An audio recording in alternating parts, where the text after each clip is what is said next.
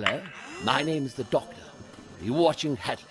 Reverse the polarity. Hello, sweeties. In Doctor Who fandom, the idea of recasting is treated as sacrilege because what each actor has brought to the show is individual, their own unique stamp on the franchise, and cannot, nay, should not, be replicated. But unfortunately, considering that the show is 60 years old now, the actors for the first three Doctors, Bill Hartnell, Pat Troughton and Jon Pertwee, respectively, have all since passed away. While Troughton and Pertwee were able to contribute to the show after leaving, with Troughton returning on no less than 3 occasions, Pertwee twice and playing the character on both stage and audio, the man who we really didn't get to see enough of was, unfortunately, Hartnell's incarnation, the original, you might say, the man whose success was arguably responsible for the show, yet outside from a single interview and a very weak cameo, the first Doctor has never been seen again. However, I will admit, being the first incarnation, he's arguably the one with the most story reason to reappear. Of course I want to see how the reserved and upper-class First Doctor would respond to his future legacy, the Time War, or, God forbid, his 15th incarnation. Madhouse, it's all full of venom. And I guess that others agreed with me, because it's been 50 years now since Bill passed away, and so the idea of a recast doesn't feel as disrespectful as it would have done a few years ago.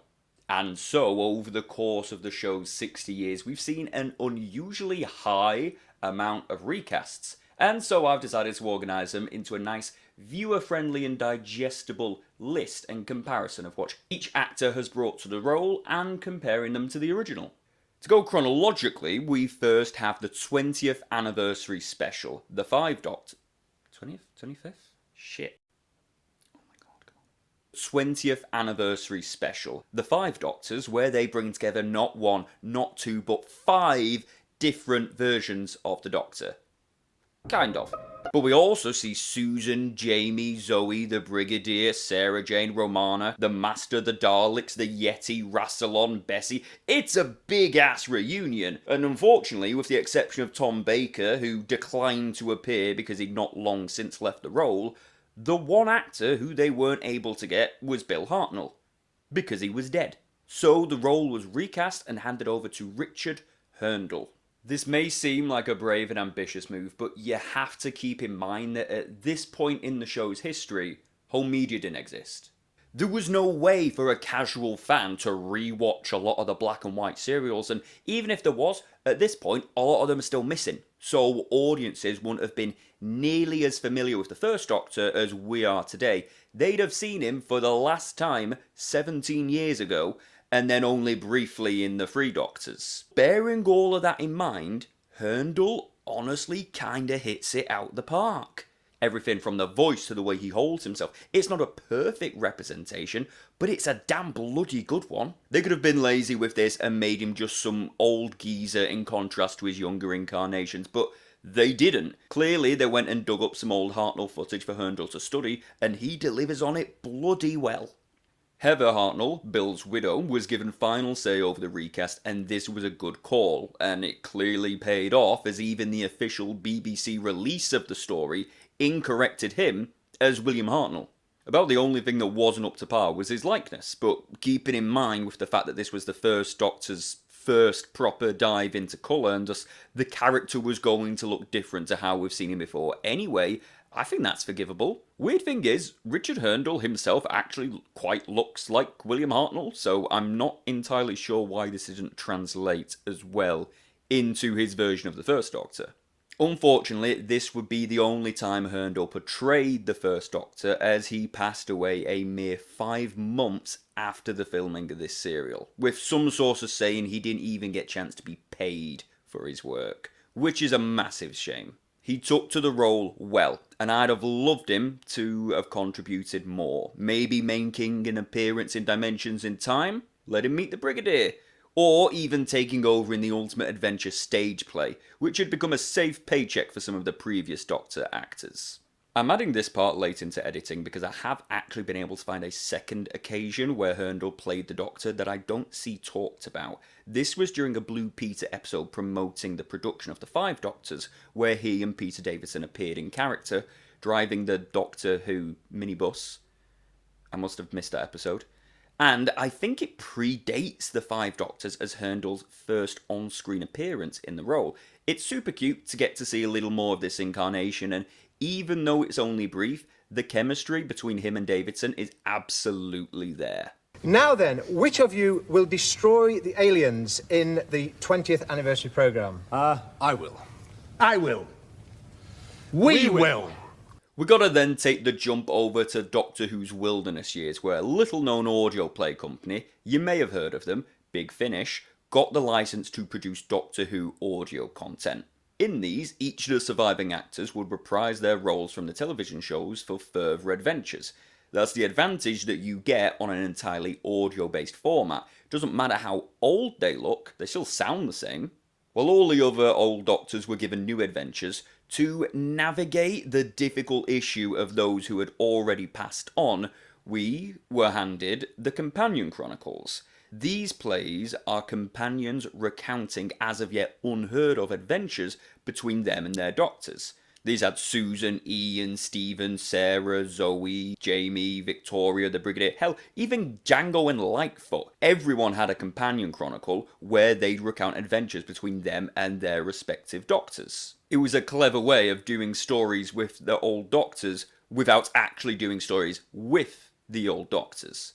And then it was during this time that Big Finish found out that actually some of them do some pretty damn fine impressions. Peter Purves and Fraser Hines were given the early adventures, which instead of merely telling a story, they're both acting in role as their individual Doctors. The first Doctor wasn't entirely just down to Purves, as William Russell also threw his voice into the ring representing Hartnell, but I'm specifically focusing on Purves for a reason. If I had a coin for every time a 60s male companion was able to do a crackingly eerie impression of their respective Doctor, nailing everything from the voice to the speech pattern to his delivery, I'd have 2 coins. It's not a lot, but it's bloody weird that both Peter Purves and Fraser Hines are so good at portraying their Doctors. And yes, I know that there are better, more professional voice actors out there that can do more accurate impressions, but you have to keep in mind that having these 2 back is as close to actually having Hartnell back as we're ever really going to get, and these 2 are not voice actors. The stories themselves can range in quality, much like actual episodes of the show can, and there's just way too many for me to go by them on a release-by-release basis. But so far as incarnations of the first Doctor go, I think so far Hartnell was a chance in a million, and Purves and Russell, together, they get the job done. Does it feel like Hartnell has risen from the grave? No. Is this the next best thing? You'll have to decide for yourself. Personally, I love him. Anyone else think that it's weird the way that Ian Chesterton is now older than the first Doctor? Bill Hartnell was 55 when he played him, and William Russell, bless him, is still cracking on at 98. William Russell is nearly twice the age that Hartnell was when he played the first Doctor. That is insane. And on that note, David Tennant in the 60th is only going to be 3 years younger than Hartnell was when he took on the role. Aging is weird. I don't like that. I'd like to stop now. Fast forward all the way to the 50th anniversary now, and we have an adventure in space and time, a biopic documentary made about the conception of the show and the casting of Bill Hartnell, played in this by David Bradley of both Doctor Who and Game of Thrones fame, where he plays miserable old men in both of them. And an adventure in space and time, oh, it's just fantastic. It is mental to me how out of everything they did for the 50th anniversary, the 50th anniversary special itself is probably the thing that appealed to me the least. This drama is a total love letter to fans of the 60s era, treating everyone involved with the show's production at the time, be it in front or behind the camera, with the utmost amount of respect. David Bradley specifically makes a fantastic Bill Hartnell, and was able to put us in the shoes and relate to someone who is, let's be honest, remembered as quite an infamously temperamental and xenophobic man. It is an accomplishment when a character specifically portrayed to be unlikable manages to get you on his side. And honestly, this portrayal is a riot. I am a Hartnell Kinney. Honestly, An Adventure in Space and Time is such a good, profound bit of television. Any Doctor Who fan should watch it. Anyone who's just a fan of good drama should watch it. Just don't ever plan on being happy again. So then, fast forward a few years later, and I'm sure you can imagine the hype when Bradley made a surprise cameo in Peter Capaldi's final episode, this time playing the First Doctor. Brilliant! If you're going to fully commit to recasting a part as big as the First Doctor on screen again, there's only one man in the world that could replace him. It's David Bradley. And being such a big fan of the black and white era, I cannot express the amount of hype that I was feeling heading into Twice Upon a Time. You see, I was already starting to get a bit of Doctor Who fatigue at this point. By the 9th season, I just really wasn't getting out of the show what I wanted from it, and so I thought, what's the point in continuing to watch something that I'm not enjoying? So I dipped out.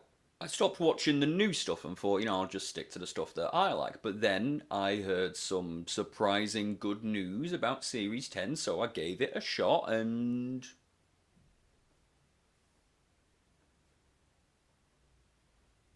yeah, I was chuffed that Peter Capaldi could actually get That's Doctor Who. Regardless, it was enough that it got me on board again, enough so that I sat through the Christmas special Twice Upon a Time. This episode, I'm not exaggerating, and I can't put enough emphasis on what I'm about to say next. This episode made me give up on the show altogether. You probably know what I'm talking about here, but for the uninitiated, good for you, I will now explain. Certain steps are taken in the narrative of Twice Upon a Time to portray the First Doctor in a more comedic tone. That, on itself, not a crime. Some of Hartnell's best bits are when he's able to flex his comedic talent. My issue is it's all at his expense. And I'm saying his expense. Not the First Doctor's, Bill Hartnell's. The Doctor is an ageless, omnipotent being from a different galaxy, yet they chose to portray him in this episode as weirdly sexist and homophobic. It makes no sense. It wasn't how he was portrayed in the original, and they're only doing it because he was played by a white man in the 1960s. The First Doctor in Twice Upon a Time is being used as a stand-in for William Hartnell. They're about to dive in head first with a female Doctor for the second time. Emma, look! I've got etheric beam locators. No, Doctor. I'm afraid those are actual breasts. Are you sure? I think I can see the on switch. No. They want to ease the audience into it and congratulate themselves for how far they've come as a show.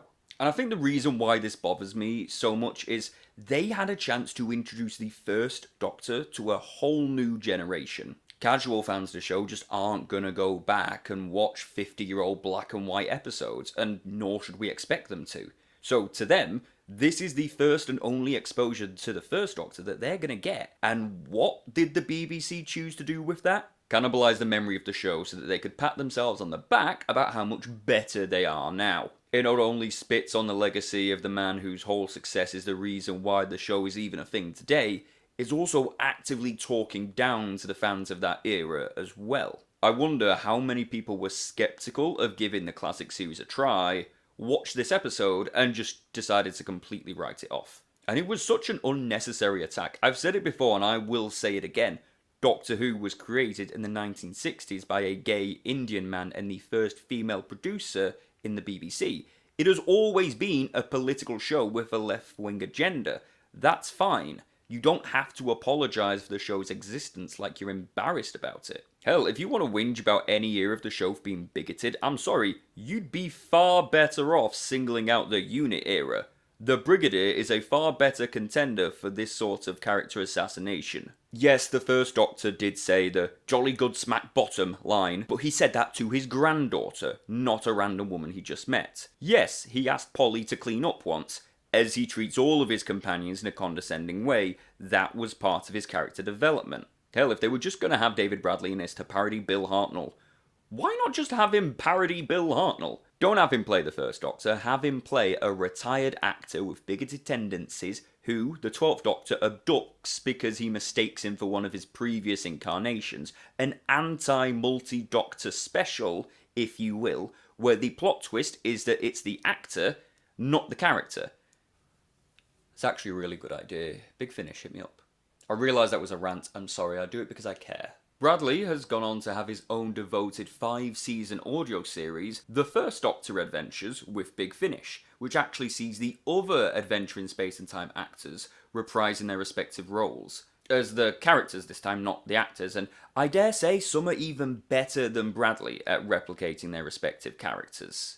These are really good box sets, and they seem to completely sack off all the weirdly misogynistic stuff that Moffat wrote for Twice Upon a Time, which actually makes it stand out even more in that episode now, but I digress. Bradley's First Doctor went on to have a far less polarising appearance in Whittaker's final episode, Power of the Doctor, where he plays a kind of spirits of the First Doctor. They introduced this idea of the Edge, where the remnants of the previous Doctor's consciousnesses retire to.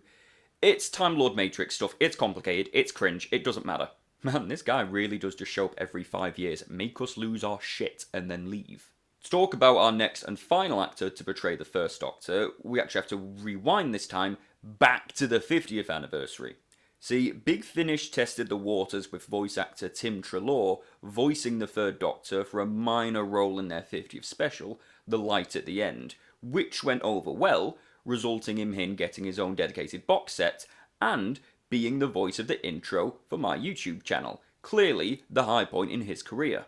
Yeah, if you haven't caught on yet, if something exists in Doctor Who canon, Big Finish has and will make a box set out of it. Don't try and keep it up with it, it's literally impossible. Trouble is now, they're dove in at the deep end and fully committed to recasting the Third Doctor, while the first two incarnations were still getting bi-monthly releases with Impressionists. So they gave what I dub the Treloar treatment to the First and Second Doctors, with Impressionist Stephen Noonan headlining as the First Doctor in his own series, The First Doctor Adventures, which is unrelated to David Bradley's box set. Guys, you could have picked a better name. Now, I have to admit, I was kind of skeptical going into Noonan's stuff. I was fine with the idea of David Bradley just being the First Doctor of this generation. So the recasting just didn't really make any sense to me. Especially as they are still continuing to produce stuff in both Bradley's and Purvis's lines. Plus, it's a very difficult thing to try and capture the essence of Hartnell. At least the people that we've seen replace him so far have been closely tied to him as a person. This Noonan guy just comes in from nowhere. At this point, he's like the fifth or the sixth First Doctor we've had? I will say, though, that he really does encourage the physicality of the First Doctor. Probably better than Bradley, if I'm being honest. In every promotional picture you see of him, he's always holding his lapels and just looks like a right old miserable bastard. Which is absolutely perfect, by the way. We stan miserable bastards on this channel. I think my main drawback is something that didn't really affect me with the previous recasts.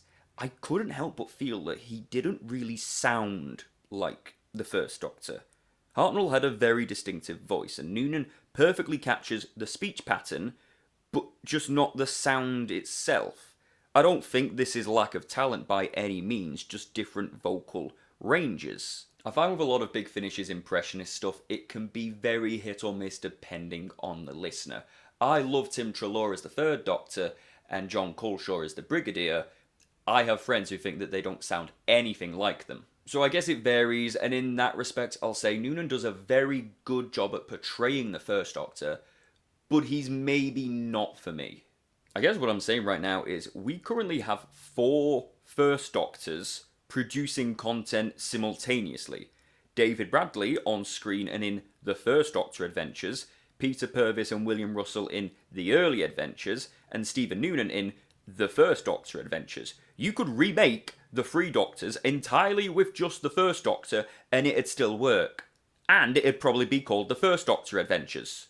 If we're going to do a ranking, honestly, I'd say Richard Hurndall is a 5 out of 5. He was a fluke, the best that you could get, and the only one who genuinely makes me feel like I'm watching more episodes of William Hartnell. In The Early Adventures, with both Russell and Purvis combined, I'd say about a solid 4 out of 5. That might be the nostalgia talk, considering these are literally companion actors, or the fact that there's just some genuinely good stories in this range. But remember, everything expressed in this video is not my opinion. I am right about everything. David Bradley is a difficult one. If we're talking of his portrayal of William Hartnell, perfect, 5 out of 5. Honestly, sick. But as the first Doctor, I'm genuinely gonna have to give him a 1 out of 5. And yeah, that is entirely down to the crappy characterization applied to him in Twice Upon a Time. Therefore, I am including both his Power of the Doctor and Big Finish content and bumping him up to a 3 out of 5. Finally, we got Noonan, who again, I just don't think is for me, but I'd still easily class him as another 3 out of 5. And for now, that's it. Who's your favourite First Doctor? Do you think that recasting is sacrilege and we should just move on and invent new characters, or do you think it's appropriate if done respectively? Jon Pertwee is the spitting image of his dad, and if Michael Troughton would be down for donning the bow tie, I think there's potential there to have a full revisitation of the 3 Doctors on screen. I also think Will Mellor would pull off a pretty good 9th Doctor. Not too sure about that one though, let me know. And if you have enjoyed this strange delve into niche media, I hope you'll consider subscribing, dropping a like, the usual YouTuber nonsense. Hope you've enjoyed the video, and if you haven't, I hope you have found it just the least bit interesting. Wasail, drink high, my friends. Bye bye.